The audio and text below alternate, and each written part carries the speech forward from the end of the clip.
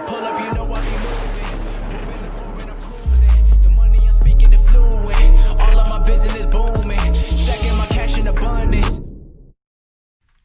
Yo les postos, bienvenue dans cette nouvelle vidéo. Premier match du Paris Saint-Germain sous l'ère Pochettino ce soir. Et vraiment, on a hâte de voir ça. On a hâte de voir Verratti en 10. Ce 4-2-3-1, cette nouveauté, ce vent de fraîcheur qu'on attend tous maintenant depuis plus de 2 ans. Et enfin, on va pouvoir resupporter notre équipe parce que même si on était derrière elle, on était plus derrière les joueurs. Et vraiment, ces derniers temps, on attendait vraiment des défaites pour que la tuche s'en aille. Mais bon, on n'a pas eu besoin de ça, heureusement. Maintenant, c'est fini, c'est du passé. On va vers l'avenir et le présent et le match de ce soir. Le premier sous l'ère Pochettino. Ça va enchaîner. Aujourd'hui, l'AS Saint-Etienne.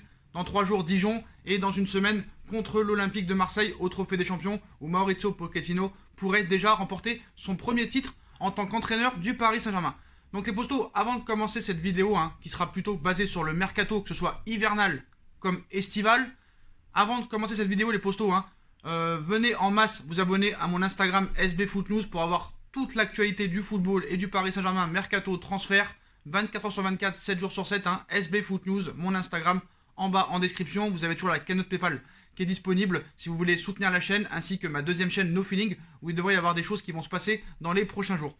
On commence du côté des départs, ça bouge pour Julian Draxler. Julian Draxler qui est lié au Paris Saint-Germain jusqu'au mois de juin prochain, ne devrait pas prolonger avec le club de la capitale, usé par ses pépins physiques à répétition, 15 blessures depuis son arrivée au Paris Saint-Germain, et en manque de temps de jeu, l'international allemand cherche à se relancer. Il est d'ailleurs poussé vers la sortie depuis quelques temps déjà, d'après les informations de France Football. Arsenal, qui suit le joueur depuis longtemps, pourrait être une piste crédible dans une équipe qui cherche à retrouver sa superbe et où le profil de l'Allemand est rare. Il pourrait avoir un temps de jeu conséquent. Autre point positif, les Gunners pourraient s'aligner sur le salaire du milieu de terrain à Paris, où il touche 7,2 millions bruts. En plus de l'Angleterre, l'ancien de Schalke possède toujours une belle cote en Bundesliga. Le Bayer Leverkusen, à la recherche de renforts offensifs, s'intéresse à lui, tout comme le Hertha Berlin qui a une enveloppe assez conséquente pour son mercato.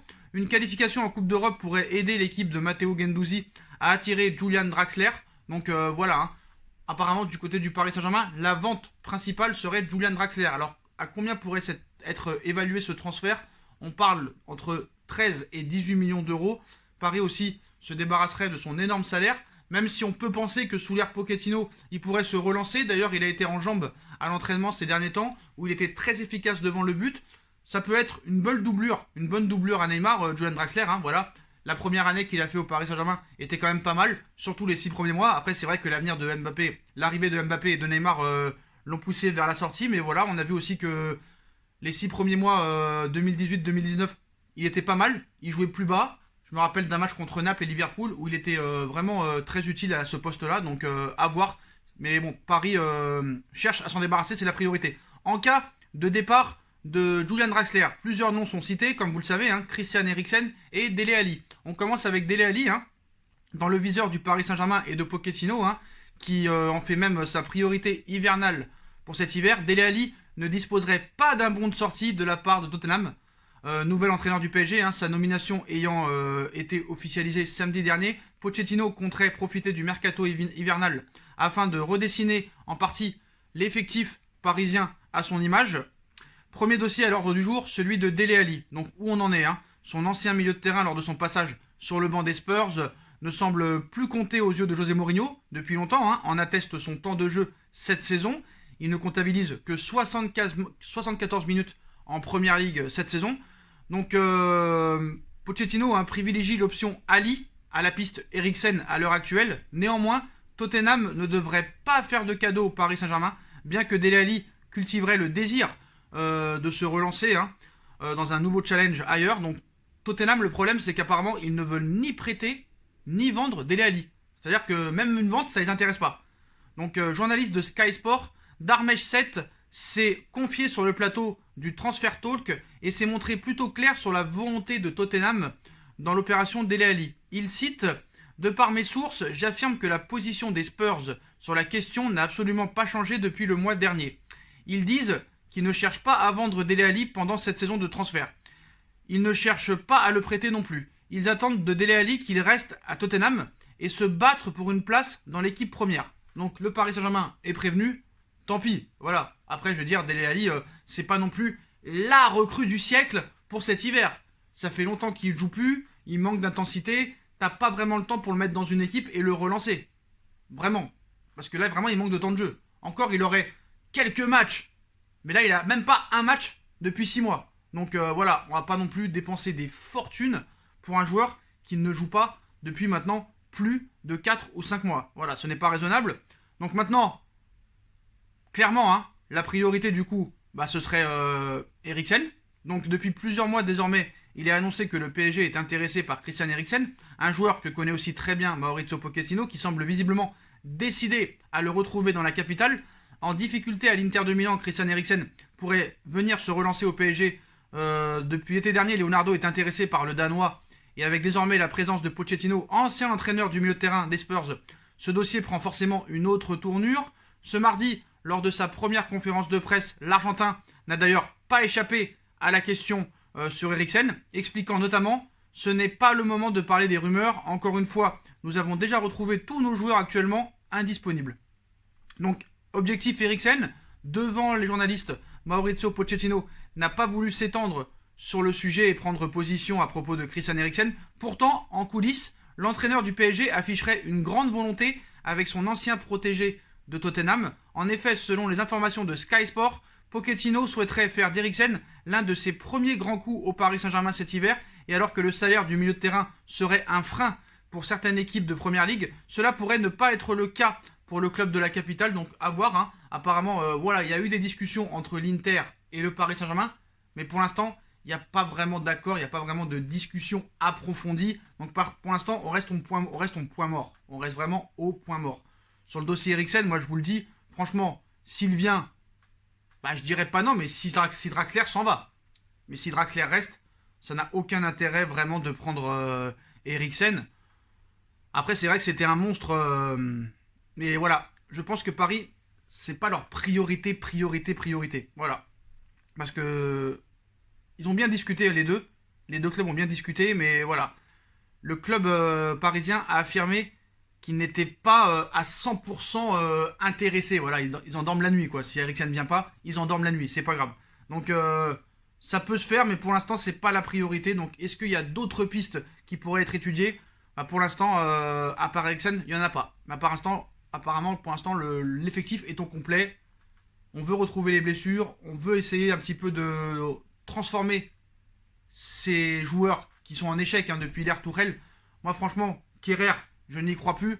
J'aimerais que Paris essaye de le vendre, mais bon, ça risque d'être problématique de trouver un preneur pour Kehrer, surtout en situation de crise. Donc voilà un petit peu pour ce mercato d'hiver, les postos du côté parisien, que ce soit des arrivées ou des départs. Comme vous le savez, hier, hein, bah, l'Espagne a vraiment explosé après les propos qu'aurait tenus Sergio Ramos envers Florentino Pérez. Donc ce qu'aurait dit Sergio Ramos à Florentino Pérez sur le PSG, libre de s'engager où il le souhaite depuis le 1er janvier. La situation de Sergio Ramos est délicate du côté du Real Madrid alors que son contrat expire en juin qui arrive. Il n'a toujours pas trouvé d'accord avec le club madrilène pour prolonger. La faute à des désaccords financiers. Le défenseur de 34 ans peut donc négocier avec qui il veut, y compris le Paris Saint-Germain. Selon les informations de l'émission espagnole El Chiringuito TV, Florentino Pérez aurait rencontré Ramos dans sa chambre d'hôtel mercredi dernier avant le match contre Elche. Le défenseur espagnol lui aurait signifié attendre une offre du Paris Saint-Germain ces prochains jours pour rejoindre le club de la capitale avec Lionel Messi. Sergio Ramos aurait dit devant Florentino Pérez: quelqu'un du PSG m'a dit qu'ils vont faire une super équipe la saison prochaine avec moi et Messi. Aurait-il déclaré selon les informations de Josep Pedrerol, le présentateur de l'émission. La possibilité de jouer avec le sextuple Ballon d'Or pourrait convaincre Sergio Ramos de quitter son Espagne, donc direction la France. Donc vous le savez, c'est vraiment... Quand tu vois ça, tu te dis c'est des rumeurs, tu te dis que Sergio Ramos utilise le Paris Saint-Germain pour avoir sa revalorisation salariale ainsi que sa prolongation de contrat. Sauf problème, Pérez lui a répondu qu'il ne pourrait pas lui donner plus de 12 millions d'euros par an. Je pense que c'est le salaire qu'il touche actuellement. Donc à 34 ans, c'est pas mal. En soi, tu te dis, voilà, il se sert du PSG pour avoir son augmentation et sa prolongation. Sauf problème, les postos, après, peut-être que ça ne change pas grand-chose, on a découvert que Sergio Ramos, lors de la présentation, de la photo de présentation de Mauricio Pochettino, a liké la photo de présentation de Mauricio Pochettino. Et ce n'est pas tout, Sergio Ramos a liké plusieurs joueurs du Paris Saint-Germain. Pablo Sarabia, Sergio Rico, Mauro Icardi, Kipembe, André Di Maria. Donc c'est quand même assez bizarre. Alors fait-il exprès de s'abonner pour montrer au Real Madrid qu'il like un petit peu tous les joueurs du Paris Saint-Germain? C'est quand même spécial. Donc c'est tout à fait possible que Sergio Ramos utilise d'autres clubs ainsi que le Paris Saint-Germain pour avoir sa revalorisation salariale. Beaucoup l'ont fait, Messi l'a fait toute sa carrière, Ronaldo l'a fait toute sa carrière, beaucoup d'autres l'ont fait. Voilà, ça se fait dans le milieu du football, hein, pour renégocier les contrats. Donc moi, qu'est-ce que j'en pense réellement de Sergio Ramos? Franchement, on se pose la question, Paris, Leonardo, doit-il faire venir Sergio Ramos? Donc voilà, peinant à se mettre d'accord avec le Real Madrid pour sa prolongation, Sergio Ramos serait visiblement en contact réel avec le Paris Saint-Germain. Leonardo doit-il tenter le coup avec l'Espagnol? Est-ce que ce serait un coup colossal du PSG d'attirer Sergio Ramos gratuit, ainsi que Léo Messi gratuit? Donc, visage actuel du Real Madrid, on va pas se mentir, hein, l'un des meilleurs défenseurs centraux du monde. Palmarès exceptionnel. 4 Ligues des Champions, je ne sais pas combien de championnats d'Espagne, je ne sais pas combien de Coupes d'Espagne, 2 euros avec l'Espagne, une Coupe du Monde en 2014, joueur exceptionnel, pourrait toutefois ne pas continuer avec la Casablanca. En effet, l'Espagnol et Florentino Pérez n'arrivent pas à se mettre d'accord pour une prolongation. Une opportunité donc souhaiterait visiblement profiter le Paris Saint-Germain qui verrait les choses en grand. En effet, lors de ses discussions avec son président, hein, Sergio Ramos a fait cette terrible annonce apparemment. Au PSG, ils m'ont dit qu'il ferait une équipe avec moi et Messi. Aurait-il lâché selon El Chiriguerinto TV? Pour oublier Thiago Silva, le PSG pourrait donc se tourner vers Sergio Ramos et son expérience. Alors Leonardo, doit-il faire venir Sergio Ramos? Moi j'ai envie de te dire gratuit. Vu la forme qu'il a, vu l'expérience qu'il a, vu le palmarès qu'il a, c'est une très bonne alternative à Marquinhos et à Kipembe. Quid de Kerrer et de Diallo, qui seraient sûrement vendus si jamais il serait encore en dessous de tout les 6 mois qui arrivent? Sergio Ramos, gratuit, c'est beaucoup plus fiable que Kerrer et Diallo réunis dans l'axe. Donc Marquinhos, Kipembe, Ramos pour faire l'alternative toute la saison et pouvoir faire une grosse saison et gagner toutes les compétitions, moi je dis oui. Sergio Ramos gratuit, oui. Voilà, je dis la vérité. Combien touche Kerrer par an? Combien touche Diallo par an? Tu vends les deux, tu te débarrasses de leurs deux salaires et tu prends Sergio Ramos et tu lui donnes un salaire. Parce que je pense que Diallo et Kerrer, tu réunis leur salaire, c'est le même salaire que tu donnerais à Sergio Ramos. Donc ça ne pose pas de problème. Faut mieux avoir 3 bons défenseurs centrales de très haut niveau plutôt que d'en avoir 5 et 3 sur 5 qui sont mauvais. Voilà, donc moi Sergio Ramos au Paris Saint-Germain, gratuit, je dis oui. Je dis oui, je suis désolé, je dis oui. Voilà. Après, bon, on parle aussi de Léo Messi, hein, donc la porte reste toujours ouverte pour Léo Messi pour une arrivée au Paris Saint-Germain, hein, sous contrat jusqu'en juin prochain avec le Barça. Léo Messi figure notamment sur les tablettes du PSG, et Pochettino n'a pas fermé la porte hier à son compatriote argentin, alors que le feuilleton Messi bat son plein en Espagne. Il faudrait très certainement attendre l'élection du futur président du FC Barcelone pour y voir plus clair sur l'avenir de la Pulga. En attendant, le PSG serait sur les rangs dans ce dossier, et il se dit même que la nomination de son compatriote argentin Mauricio Pochettino sur le banc du club francilien pourrait optimiser les chances de le faire venir. D'ailleurs, le nouvel entraîneur du PSG n'a pas fermé la porte hier et n'a pas démenti, hein, même s'il est resté très énigmatique sur le sujet lors de cette conférence de presse. Donc il a dit, hein, une arrivée de Messi, le Père Noël m'a déjà offert un cadeau en me permettant de retrouver ce club et d'entraîner une telle équipe. J'en profite pour remercier le président Nasser et Léo de nous donner cette possibilité. On sait qu'avec les grands clubs comme Paris, il y a beaucoup de rumeurs. Là, on vient juste d'arriver, on va essayer de s'adapter. On verra plus tard pour les rumeurs, a indiqué Pochettino. Donc comme je l'ai dit depuis plusieurs mois, hein, quand tu as le coach qui ne dément pas, quand tu as le directeur sportif qui ne dément pas, quand tu as le président qui ne dément pas, quand Messi est en fin de contrat, tu peux te poser des questions. Et c'est vrai qu'une arrivée de Ramos et Messi gratuitement rendrait une image forte pour les autres clubs. Moi, Ramos, je dis oui. David Alaba, à gauche, pour moi, doit être une priorité. David Alaba doit plus être... David Alaba, franchement, pour moi, je vais vous dire la vérité. Hein. David Alaba et Sergio Ramos doivent plus être une priorité que Léo Messi. Je vous dis la vérité.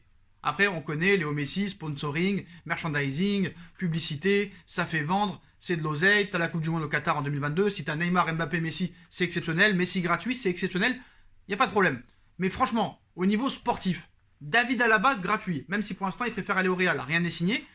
Si tu prends David Alaba gratuit, à gauche, qui peut aussi jouer dans l'axe, et au milieu de terrain, joueur polyvalent, tu fais une pierre deux coups, un joueur de 28 ans qui est exceptionnel, qui a un palmarès exceptionnel, ainsi que Sergio Ramos dans l'axe, qui est l'un des meilleurs de tous les temps, j'ai envie de te dire, banco, 0 €. Tu fais venir Messi, Alaba, Ramos gratuit, quel coup de poker. Tu te rends compte, c'est 3 arrivées pour 0 €, même si la prime à la signature et le salaire sont conséquents, mais si tu te débarrasses de Kehrer, de Diallo, si Dagba il avance pas, tu peux le vendre. Draxler, tu le vends. Tous les pipes au milieu qui avancent pas, tu pourrais peut-être les vendre. Il y aura aussi des ventes, je pense, et des salaires qui seront dégagés. Si Di Maria ne part pas, un énorme salaire aussi sera dégagé. Quand Draxler va partir, un énorme salaire va dégager. Il faut aussi, à raison garder, s'intéresser au système interne d'un club. Et ça, malheureusement, personne ne le fait. Ce serait bien de le faire. Voilà les postos, fin de cette vidéo. Dites-moi en commentaire ce que vous en pensez, les postos. Je compte sur vous pour bombarder la barre de like. On like, on partage, on commente, on s'abonne. On active la petite cloche, les postos, pour être au courant de toutes les vidéos qui vont sortir. On me rejoint sur mon SB Foot News Instagram, excusez-moi, SB Foot News. Le lien est en bas en description, ainsi que tous les autres réseaux sociaux qui sont en lien. La cagnotte PayPal si vous voulez participer et soutenir la chaîne, ainsi que ma deuxième chaîne No Feeling, les postos. Vraiment, ça me ferait plaisir aussi que vous vous abonnez à No Feeling, les postos, parce qu'il y a un projet qui arrive et ça va vous intéresser. Ça va vous intéresser, voilà les postos. Et on se retrouve ce soir pour le débrief. L'AS Saint-Etienne, Paris Saint-Germain, où on va espérer rekiffer de regarder notre équipe, les postos. Tchuss.